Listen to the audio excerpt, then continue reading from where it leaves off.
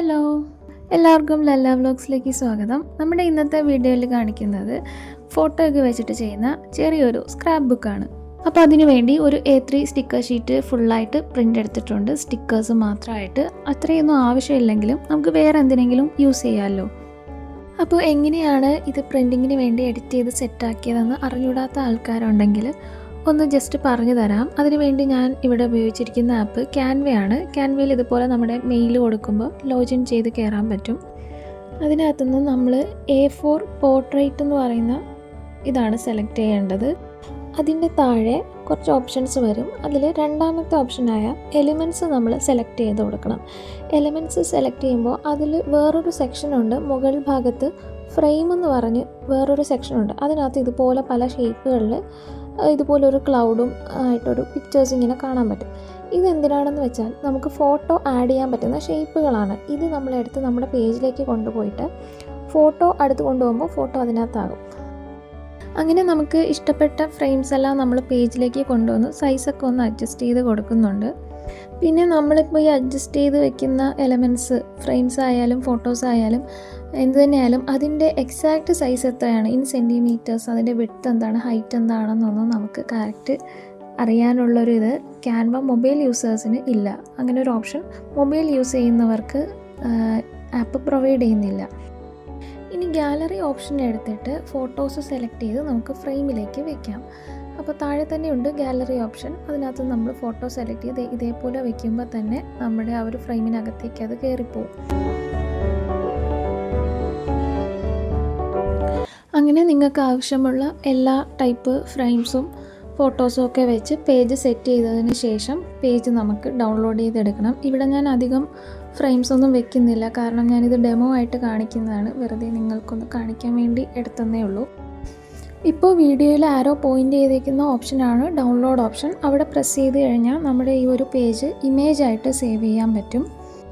ഇനി PDF ആയിട്ട് വേണ്ടവർ നമ്മൾ നേരത്തെ ടാപ്പ് ചെയ്ത ഡൗൺലോഡ് ഓപ്ഷൻ്റെ വലതുവശത്തുള്ള ഓപ്ഷൻ ടാപ്പ് ചെയ്യുക. അതിൽ ഡൗൺലോഡ് സെലക്ട് ചെയ്യണം. അത് കഴിഞ്ഞ് PDF സ്റ്റാൻഡേർഡ് എന്ന് പറഞ്ഞൊരു ഓപ്ഷനുണ്ട്. അത് മാറ്റി നമുക്ക് PDF പ്രിൻ്റ് കൊടുക്കാം. എന്നിട്ട് നമുക്ക് ഫയൽ ഡൗൺലോഡ് ചെയ്തെടുക്കാം. PDF സ്റ്റാൻഡേർഡ് മാറ്റി PDF പ്രിൻ്റ് കൊടുക്കണമെന്ന് നിർബന്ധമൊന്നുമില്ല. ഞാനിതാണ് കൊടുക്കുന്നത്. PDF പ്രിൻ്റാണ് കുറച്ചുകൂടി ബെറ്റർ.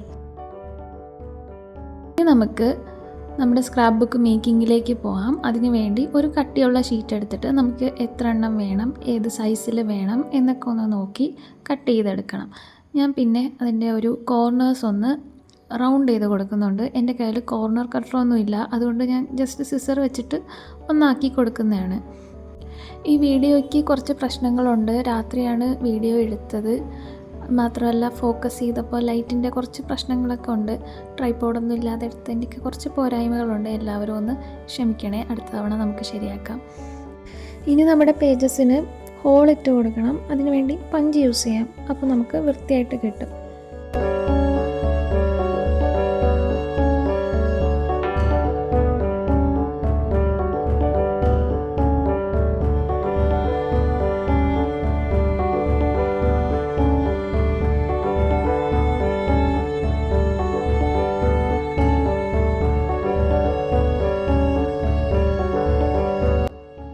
അങ്ങനെ നമ്മുടെ ഫസ്റ്റ് പേജ് ഇവിടെ ഏകദേശം സെറ്റായിട്ടുണ്ട്. ഫോട്ടോയും അങ്ങനെ ഓരോ എലമെൻറ്റ്സൊക്കെ ആയിട്ട് വെച്ച് സെറ്റ് ചെയ്തിട്ടുണ്ട്.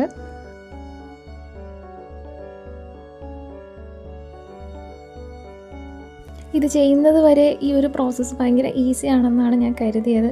പക്ഷേ അങ്ങനെ ആയിരുന്നില്ല. കാരണം ഇതിങ്ങനെ ഓരോന്നായിട്ട് നമ്മൾ ട്രയൽ ചെയ്ത് ഇങ്ങനെ വെക്കുന്നതിന് ഒരുപാട് സമയം എടുത്തിട്ടുണ്ടായിരുന്നു.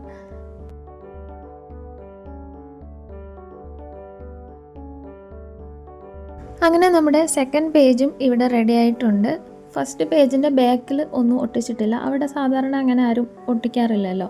അപ്പോൾ അവിടെ ലീവ് ചെയ്തിട്ടുണ്ട്. അതിനുശേഷം നെക്സ്റ്റ് പേജിലാണ് നമ്മൾ സെറ്റ് ചെയ്തത്. ഇനി വരുന്ന ബാക്ക് പേജിലൊക്കെ നമ്മൾ ഒട്ടിക്കും. അങ്ങനെ അടുത്ത ഫോട്ടോ സെറ്റ് ചെയ്ത് നോക്കുകയാണ് എവിടെയാണ് വെക്കാനുള്ളതെന്ന്. ഈ ഒരു ഫിലിം സ്ട്രിപ്പ് ഇങ്ങനെ ഹൊറിസോണ്ടലായിട്ട് വെക്കാൻ വേണ്ടി തന്നെയാണ് ഞാൻ എഡിറ്റ് ചെയ്തപ്പോൾ ഉദ്ദേശിച്ചിരുന്നത്. അത് കറക്റ്റായിട്ട് തന്നെ നമ്മുടെ പേജിൽ ഫിറ്റ് ആവുകയും ചെയ്തു.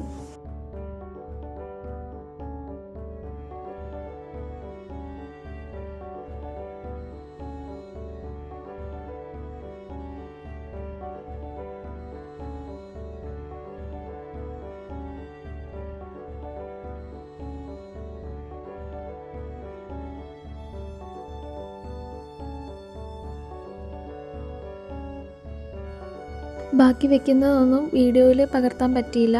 അപ്പോൾ ഇതെനിക്കൊരു ഓർഡറായിട്ട് കിട്ടിയതാണ്. ബർത്ത്ഡേ ഗിഫ്റ്റ് ബോക്സിൻ്റെ ഓർഡറായിരുന്നു. അപ്പോൾ അതിൽ വെക്കാനുള്ള സംഭവങ്ങളായിരുന്നു ഇതെല്ലാം. പിന്നെ ഒരു ഫ്രെയിം കൂടി ഉണ്ടായിരുന്നു. അപ്പോൾ അവരുടെ പഴയ ചെറുപ്പത്തിലുള്ള ഒരു പടം തന്നിട്ട് അതിനെ നമ്മൾ ഡിജിറ്റലി വരച്ചു കൊടുക്കാനാണ് പറയുന്നത്. അങ്ങനെ ഡിജിറ്റലി വരച്ച ഒരു പിക്ചർ നമ്മൾ ഫ്രെയിമാക്കി ഇതേ പിക്ചർ തന്നെ നമ്മൾ സ്ക്രാപ്പ് ബുക്കിലും ചെറുതായിട്ടൊന്ന് കൊടുത്തിട്ടുണ്ട്. ഇനി നമ്മൾ ബോക്സ് ഉണ്ടാക്കിയാണ് ചെയ്യുന്നത്. ഫോം ബോർഡിലാണ് ബോക്സ് ഉണ്ടാക്കുന്നത്.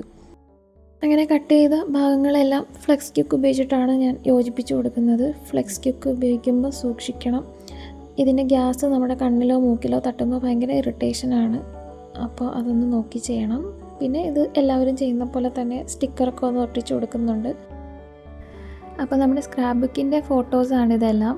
എല്ലാ പേജസിൻ്റെയും ഫോട്ടോ എടുത്തിട്ടുണ്ടായിരുന്നില്ല. അത് ഞാൻ എഡിറ്റ് ചെയ്യുമ്പോഴാണ് മനസ്സിലാക്കിയത്. അതുപോലെ തന്നെ ഈ വീഡിയോയിലും ഒരു സൈഡാണ് നന്നായിട്ട് കിട്ടിക്കൊണ്ടിരുന്നത്. അപ്പോൾ പാക്ക് ചെയ്യുന്നതിന് മുമ്പ് വേഗം ഒരു വീഡിയോ എടുക്കാം എന്ന് വിചാരിച്ച് എടുത്താണ്. ഇത്രയും നേരം കഷ്ടപ്പെട്ടതല്ലേ, വീഡിയോ എന്തായാലും എടുക്കണം എന്ന് വിചാരിച്ച് പെട്ടെന്ന് എടുത്തതാണ്. നമ്മുടെ വീഡിയോ ഇവിടെ അവസാനിക്കുകയാണ്. ഇനി അടുത്ത വീഡിയോയിൽ നമുക്ക് വീണ്ടും കാണാം.